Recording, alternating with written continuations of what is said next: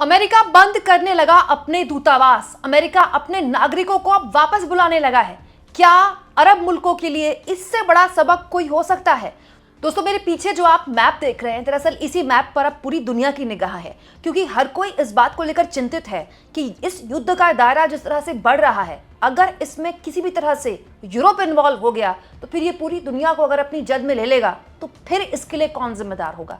सब कुछ तफसील से बताऊं और साथ में ये भी बताऊं कि कैसे अरब मुल्कों के लिए इस पूरे युद्ध में इन 4 दिनों में सबसे बड़ा सबक निकल कर आया है, और ये सबक अरब मुल्कों की पूरी पॉलिटिक्स बदल कर रख देगा।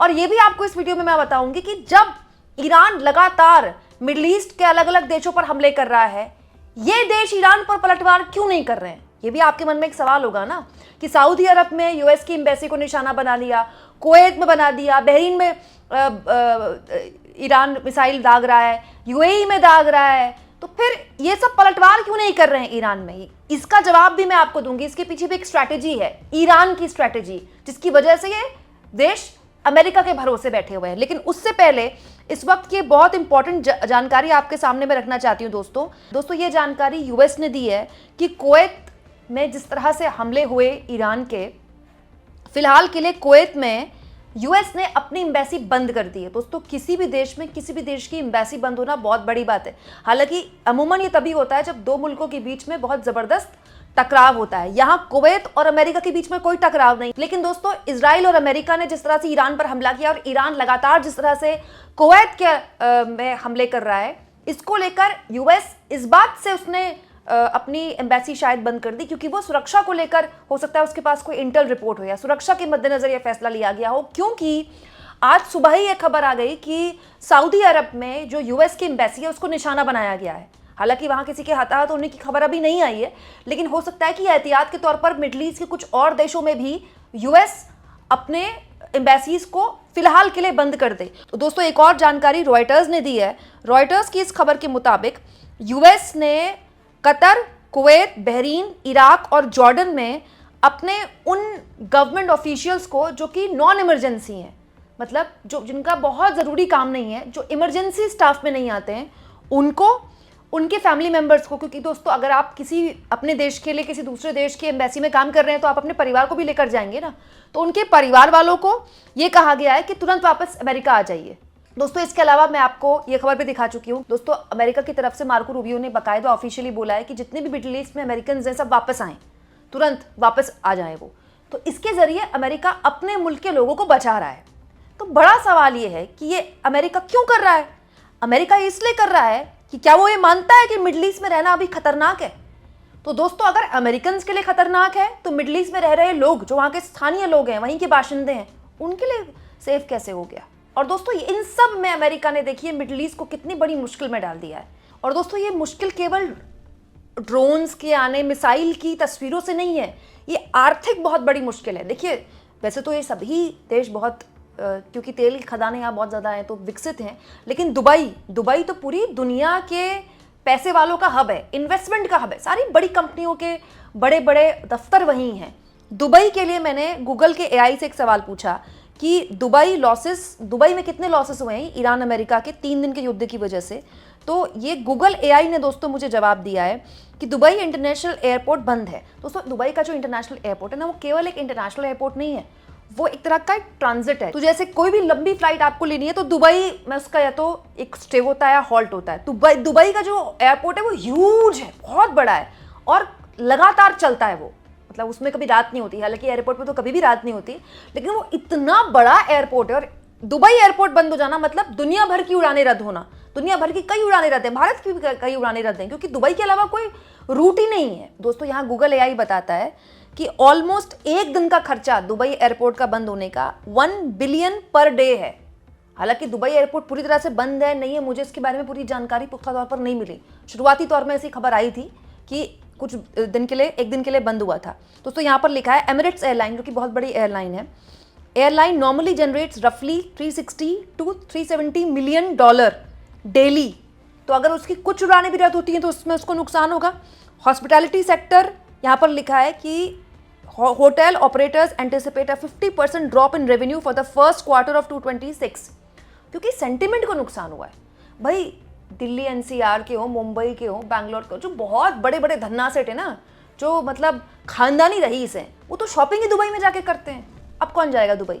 हालांकि दुबई को लेकर एक अलग तरह की तस्वीर भी आ रही है सोशल मीडिया में। इतना केओस नहीं है जितना टीवी वाले दिखा रहे हैं। ऐसा नहीं है वहां के लोगों ने घरों से बाहर निकलना बंद कर दिया है, लेकिन फिर भी दुबई के लिए तो ऐसा किसी ने सोचा नहीं था ना। दोस्तों, जितने भी बड़े सेलिब्रिटीज हैं बॉलीवुड के, सबके घर वहीं हैं, चाहे शाहरुख खान हो, चाहे जितने भी बड़े सेलिब्रिटीज हो। क्यों? क्योंकि दुबई ने अपने आप को इस तरह से दिखाया कि we are the safest place. हालांकि कुछ बाशिंदों की वीडियोस वहां की मैं देख रही थी, वो अभी भी कह रहे थे कि स्टिल यूरोप से अभी भी सबसे ज्यादा सेफ दुबई है। लेकिन दोस्तों, अगर ऐसा है तो फिर वहां मिडल ईस्ट से अमेरिकन अपने नागरिकों को बाहर निकलने के लिए क्यों बोल रहे हैं? ये अपने आप में एक सवाल है ना दोस्तों। वहीं दूसरी ओर अब आपके मन में एक सवाल होगा, ये जो मैप मैं आपको दिखा रही हूँ, इस मैप को देखिए, किस तरह से ईरान ने इस युद्ध का पूरा जो दायरा है वो बढ़ा दिया। ईरान कहाँ कहाँ हमले कर रहा है? यूएई में हमले कर रहा है, बहरीन में कर रहा है, कतर में कर रहा है, कुवैत में कर रहा है दोस्तों, इसके अलावा इजराइल में तो कर ही रहा है। दोस्तों, इस युद्ध की वजह से ये जो पूरा खित्ता है ना, इसके मन में एक सवाल पैदा होगा। पूरी की पूरी इस पूरे गल्फ की पॉलिटिक्स बदल चुकी है। अब ये युद्ध चाहे 1 हफ्ते चले या 10 दिन चले, आज खत्म हो जाए, यहाँ के जो बाशिंदे हैं, यहाँ की जो सरकारें हैं, जो किंगडम्स है ना, ये सब बैठकर चिंतन करेंगे, मनन करेंगे कि ये अमेरिका ने इनके साथ किया क्या। अमेरिका का जो पूरा डिफेंस, एयर डिफेंस सिस्टम है, जिसके लिए बोला जाता है कि उसको कोई भेद नहीं सकता, भेद दिया ना ईरान ने, और ईरान ने अपने सस्ते ड्रोन और मिसाइलों से भेदा है। दोस्तों, अब आपके मन में एक सवाल होगा कि जब इतने हमले ईरान कर रहा है कुवैत पे, बहरीन पे, सऊदी अरब पे और यूएई में, तो ये पलटकर वार क्यों नहीं कर रहे हैं? अमेरिका के हमले के भरोसे क्यों बैठे हैं? ऐसा तो है नहीं कि इन लोगों के पास किसी तरह की ताकत की कोई कमी है। दोस्तों, एक स्ट्रैटेजिक कदम है ईरान का, वो ये जानता है कि वो पलटकर हमला नहीं कर सकते। क्यों? क्योंकि आप देखिए, अल्टीमेटली ईरान है तो इस्लामिक मुल्क ही ना, शिया समुदाय के लोग वहाँ बहुताया रहते हैं। लेकिन ये जो पूरा सेंटिमेंट है इस पूरे इलाके में, क्या बन रहा है कि रमज़ान के, माह रमज़ान के पवित्र महीने में इजराइल और अमेरिका ने ईरान पर हमला कर दिया। रमज़ान क्या है मुस्लिम भाइयों के लिए, मुझे आपको बताने की ज़रूरत नहीं है। दूसरा दोस्तों, जब ये हमला हुआ था तो उससे पहले जनवरी में जो क्राउन प्रिंस हैं सऊदी अरब के, उनकी तरफ से कहा गया था कि हम किसी भी तरह से अपनी सरजमी को ईरान पर किसी भी तरह के एयर स्ट्राइक के लिए इस्तेमाल नहीं होने देंगे, ये कहा गया था सऊदी अरब की तरफ से। लेकिन जैसे ही ये हमले शुरू हुए, एक बहुत ही विस्फोटक खुलासा कर दिया दोस्तों वॉशिंगटन पोस्ट ने खुलासा किया है कि एक्चुअली में जो सऊदी अरब के क्राउन प्रिंस हैं, उन्होंने ट्रंप को पर्सनली कई बार फ़ोन किया था और लॉबी की थी कि वो ईरान पर हमला कर दें। और जब से ये खबर आई है ना, पूरे अरब मुल्कों की पॉलिटिक्स में एकदम खलबली मची हुई है। हालांकि वॉशिंगटन पोस्ट की खबर है, इसके कोई भी खंडन कर सकता है, और वॉशिंगटन पोस्ट कोई ज़रूरी तो नहीं है कि उन्होंने छाप दिया तो वो सच ही है, हम भी कैसे भरोसा करें। लेकिन दोस्तों, इन देशों में ना लोकतंत्र नहीं है, तो पता नहीं चलता है कि एग्जैक्टली नैरेटिव क्या है, जनता क्या सोच रही है। देखिए, ये जो पूरे ममालिक हैं गल्फ कंट्रीज़ के, ये हमेशा से ही पिछले अगर 30-35 साल से देखें तो ये अमेरिका के करीब गए, क्योंकि इससे उनको लगता था कि हमारा आर्थिक विकास होगा, जो कि हुआ भी, हमें एक मार्केट मिलेगी बहुत बड़ी तेल की, जो कि मिली भी, और ऑफ कोर्स अमेरिका से आपको हर तरह की सुविधाएं मिलेंगी, आपको सुरक्षा की गारंटी मिलेगी, ठीक है। लेकिन इनकी जो पूरी जनसंख्या है ये मुस्लिम है, राइट। ये एक मुस्लिम देश है, जितनी भी, चाहे बहरीन है, चाहे कतर है, चाहे यूएई है, ये कॉस्मोपॉलिटन हो गए, दुबई में आकर दुनिया भर के लोग बस सकते हैं, रह सकते हैं, बट है तो यहाँ का प्रशासन मुस्लिम ही ना। वहाँ के जो स्थानीय लोग हैं वो तो इस्लाम ही फॉलो करते हैं ना। अब आप उन लोगों को कैसे बताएंगे कि आपने रमज़ान के महीने में अमेरिका को ईरान पर हमला करने दिया, और अब तो दोस्तों ईरान जो हमले कर रहा है अलग अलग देशों के, इन देशों के वो मिलिट्री बेसिस पे कर रहा है अमेरिका के, या अमेरिका के एम्बेसीज पर कर रहा है, तो आप चाहकर भी उसको रिटेलिएट नहीं कर सकते। क्यों? क्योंकि ईरान तो कह रहा है कि हम तो अमेरिका को निशाना बना रहे हैं, हम तो सऊदी अरब को निशाना ही नहीं बना रहे। क्योंकि दोस्तों, ये जो मुस्लिम ममालिक हैं, इनके बीच में ये डर है कि कहीं गलती से हमारी जनता के बीच में कोई विद्रोह पैदा ना हो जाए, किसी भी तरह का गुस्सा नहीं पैदा करवाना चाहते अपनी जनता के बीच कि देखिए, एक तो अमेरिका इजराइल ने रमज़ान के मौके पर ईरान पर हमला बोल दिया, और जिस तरह से हमला बोला उसके बाद अगर वो गुस्से में अमेरिका के बेसिस पर हमला कर रहा है, तो उसके जवाब में देखिए ईरान के खिलाफ हो गए। अल्टीमेटली क्या है, ईरान एक मुस्लिम मुल्क है, वो अलग बात है कि वो शिया मुल्क है। दोस्तों, इस समय तो शिया सुन्नी पर कोई बात भी नहीं कर रहा है।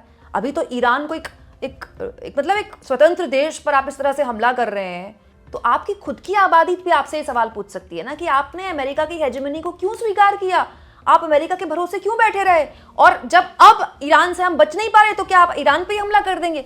ये एक स्ट्रैटेजी है। ईरान जानता है कि ये देश पलटकर उस पर हमला नहीं करेंगे, उनको झेलना ही पड़ेगा ये हमला।